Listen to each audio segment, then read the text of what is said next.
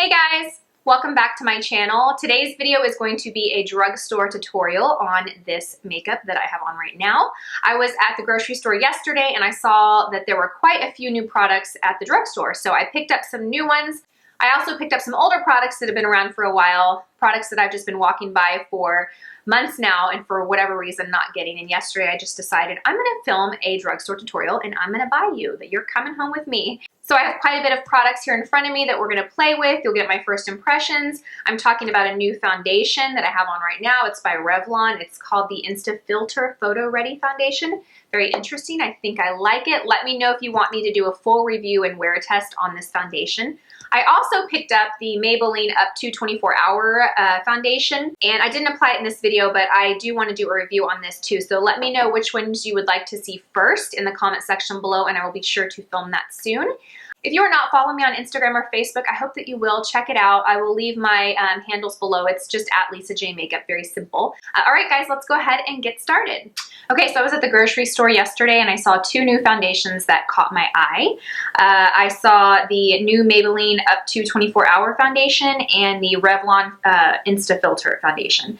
I actually purchased this online about a month ago, and this was before I found it in stores, but I got a color that was way too dark, so I was never able to film with it. I actually returned it and they didn't have it in store yet, so I guess since then they have rolled it out in store, so I'm excited to try this. For this video though, I'm going to apply the Revlon Insta-Filter because I think it looks really interesting.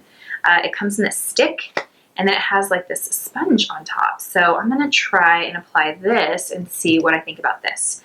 I picked up the shade 210 Sand Beige. We will see how that works. Directions: shake well before use, twist base to dispense foundation. Okay. I'm going to shake it up. All right. Okay, twist up and to dispense foundation. This kind of reminds me of the Estee Lauder cushion foundation, not the cushion, the one that was similar to this. It had like a cushiony top. What was the name of that? I actually did a review on that foundation. I didn't really care for it though.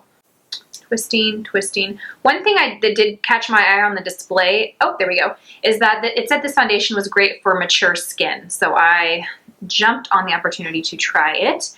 Okay, so it came out right there. There's a little hole in the center of the sponge. I'm going to just kind of go and apply it.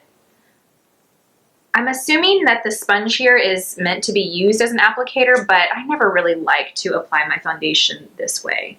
Yeah, this just is not going to work. So what I'm going to do is I'm going to apply it with a brush. Let me see what the consistency feels like. Okay, so the consistency feels kind of like, I would say it's like medium on like the level of sheer to thickness, and as far as consistency, it's very liquidy, but it's not like dripping down my hand, but it's not really thick and mousse-like either.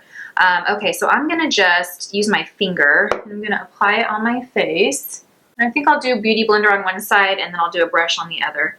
It feels really nice and lightweight. It does not feel thick at all. All right, I'm gonna take the Flawless Face Brush by e.l.f. on this side first and blend it in that way.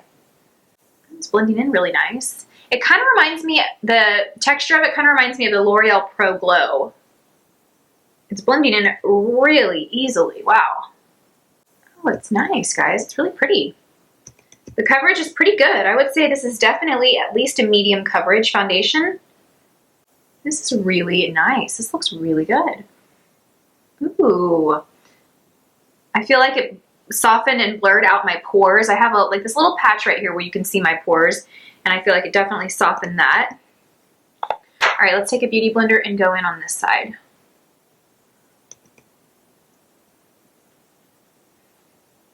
Okay, shearing it out, of course. Okay, it's definitely shearing it out. I think I like the way the brush applies it better, and it might have been because I allowed this side a little bit more time to dry before I went in and blended it in, but I kind of like the way that a brush applies it. So I'm going to go and add a little more coverage and use the brush. This is really nice. My first impression is that I really like this foundation. I really like this brush. It makes blending out your foundation so quick. I think that that's a pretty good shade. I probably could have gone a little bit darker, but I always like my foundation to be just like one shade lighter so that when I go in with bronzer, it kind of balances out and I have that kind of highlighted look without having to use a lot of products to achieve that. So I do want to read you a few benefits of this foundation because there's not much on the packaging. It doesn't really describe the coverage or the finish. I do remember on the display it said something about being great for mature skin, but I want to read you what Revlon's, I think I was trying to mix Revlon and online, Revlon's website says about this foundation. Flawless finish foundation with built-in blenders so you have a perfected makeup look anytime, anywhere. Our innovative formula works with your skin type and evens and smooths your skin tone to leave you with a fresh-faced, natural finish, full range of high-definition shades. Okay, it doesn't really say, though, if it's matte or dewy or anything like that. Medium buildable coverage, all-day wear, high-definition filter technology captures and transforms any light to blur and soften flaws. Okay, I would agree with all of that. I mean, except the all-day wear, because I don't really know that yet. It definitely softened any texture that I had on my skin. Very easy to blend, and it's at the least medium coverage. And I do feel like I could build it pretty well, because on this side, I went in and added more, and it doesn't look heavy at all. All right, moving on to concealer. I'm going to use the NYX HD Studio Photogenic Concealer.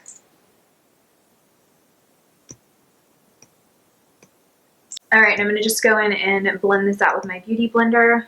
This is one of my favorite concealers from the drugstore. I think it gives really great coverage. It sets really nice. It stays all day.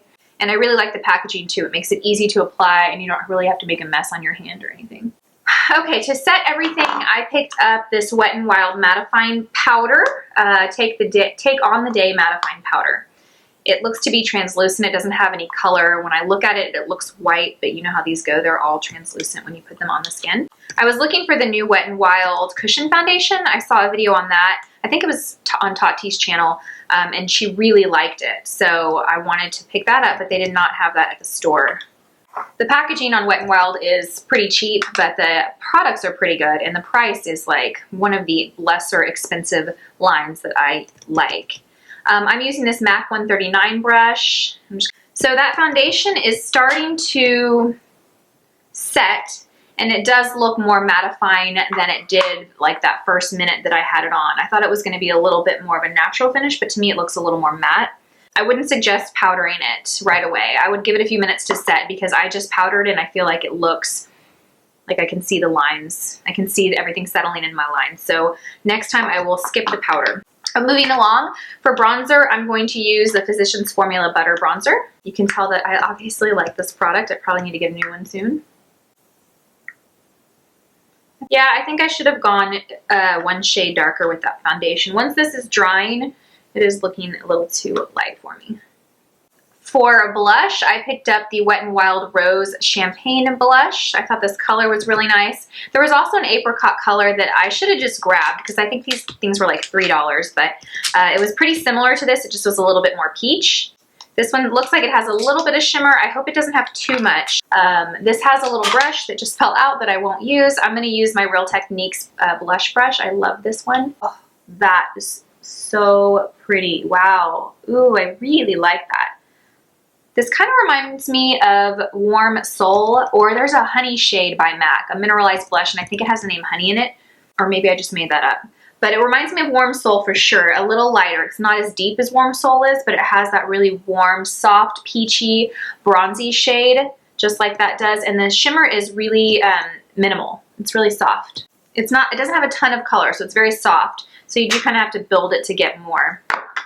Okay, for brows, I am going to go in and fill in my brows with the NYX Micro Brow Pencil.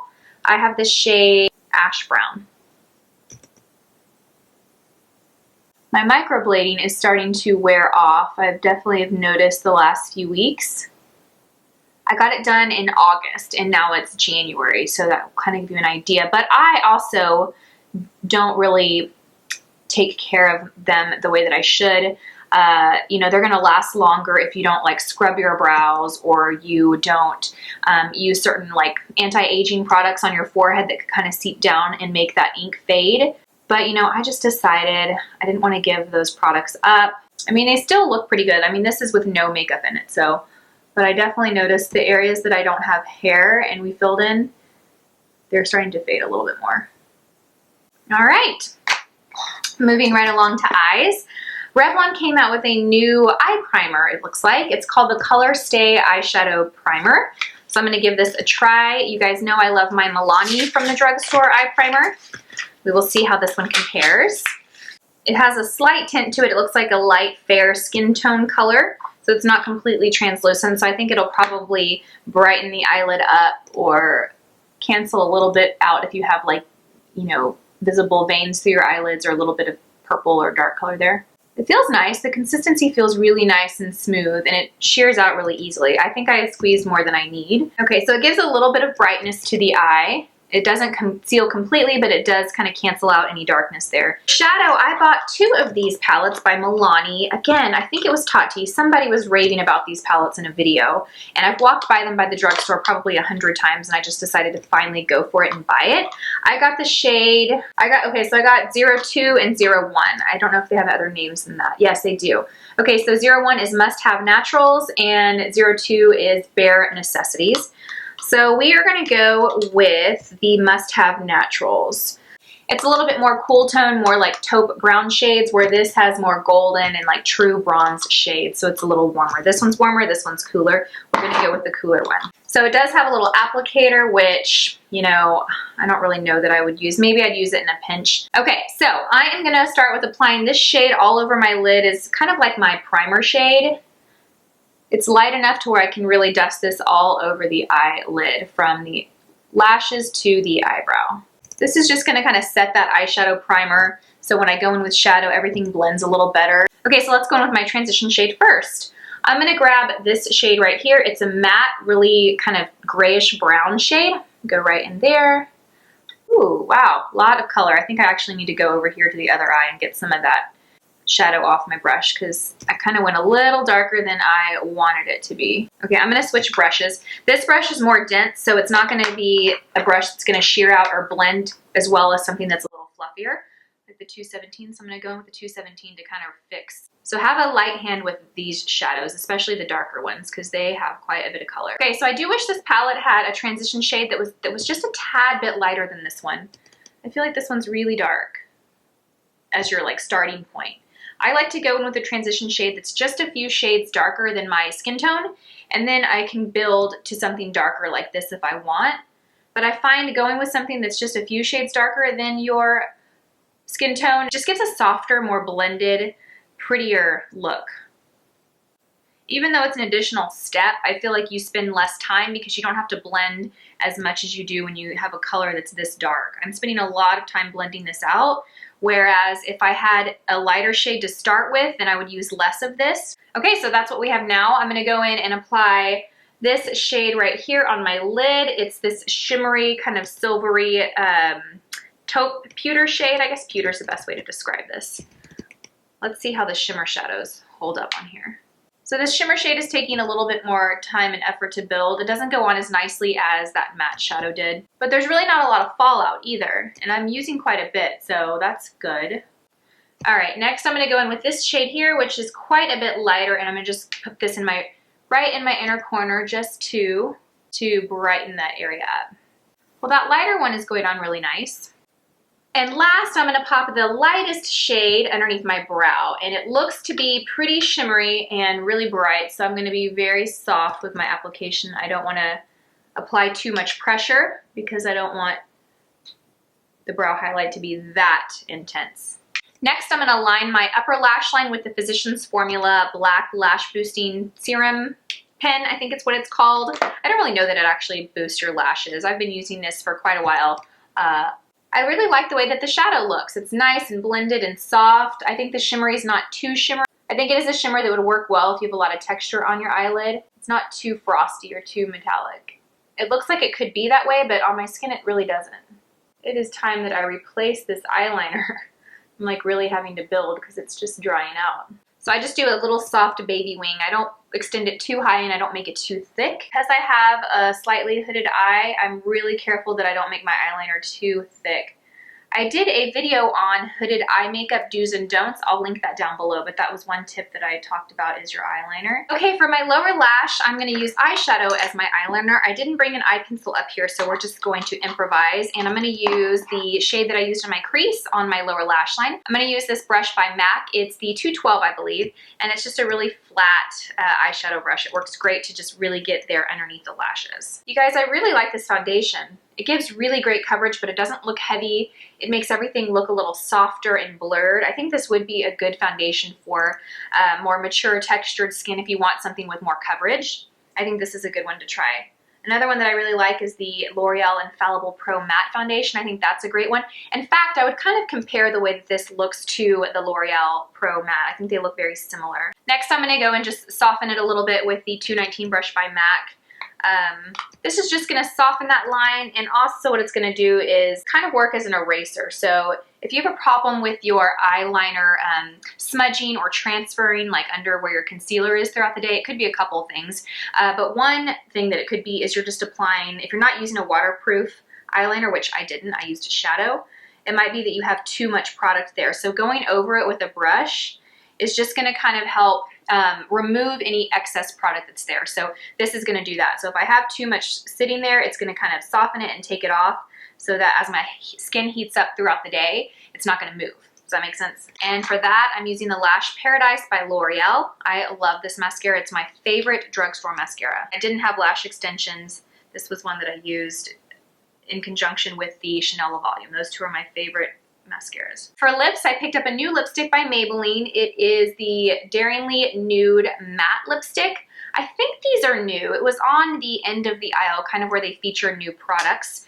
So I think that this is new. It was actually next to the foundation, but I'm not certain. It described it as a creamy matte lipstick, which caught my attention because I like matte lipsticks because they stay on all day. The downside typically is that they are a more dry formula, but when it's a creamy matte, usually that's a good balance of moisture and matte finish. So we're gonna try this one.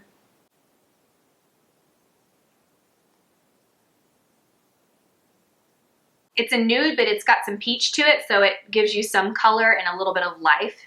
Ooh, I like it. It kind of reminds me of, not Peach Stock. Peach Stock is quite a bit lighter.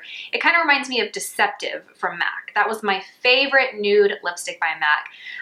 And this really reminds me of that color. It feels really creamy. I did have a little bit of lip balm on first, so I feel like that's not really a true representation. Okay, it does feel very creamy on my hand, you guys. Oh, that's the shade of it. Again, this one is Daringly Nude. They had other shades that I liked, but I just wanted to get one, so I grabbed this one. What do you guys think of my watch? I'm going to talk about this watch later. I'm actually going to do a giveaway for this watch. It'll be in a later video, but I just saw it in the monitor and I was like, ooh, look at my new watch. All right, you guys, that wraps up this makeup look. I hope you guys enjoyed this drugstore tutorial. I need to do more drugstore tutorial and drugstore videos on my channel. One of my subscribers, Marie, had a really great suggestion. I was actually thinking about doing it today, but I'm kind of tight on time and this video would require more time to film.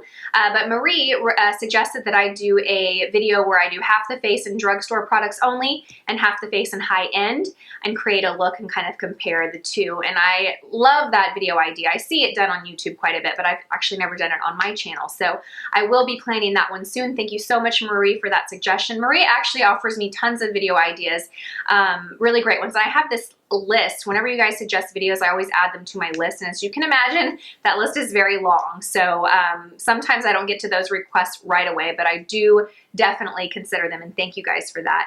Anyhow, thank you guys so much for watching. As always, I hope you have a fantastic day. I will see you guys in my next video. Bye.